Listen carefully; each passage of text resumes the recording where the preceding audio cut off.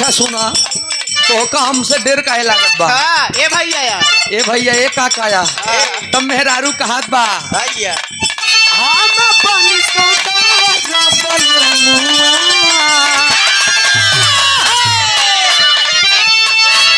बताए तो ना कि लड़की बेचारी नाजुक रही वो कहे हमका डेर ही बड़े लागत बा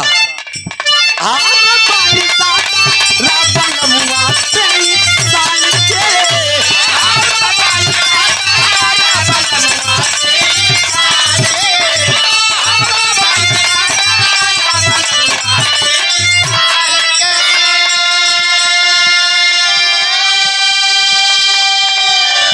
मर्द बेचारा कहा तो ही बतावा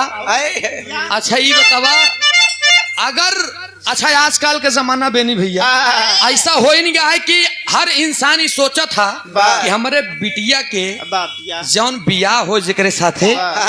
भले थोड़ा सा 2-4 साल बढ़ावर रहे लेकिन ठीक ठाक रहे कमाए वाला रहे लेकिन अब वो तो माई बाप के सोच रहे जौन आजकल के लड़की हैं उनकर सोच जानता का हो पहला नंबर इनकम दूसरा नंबर उनकर दिन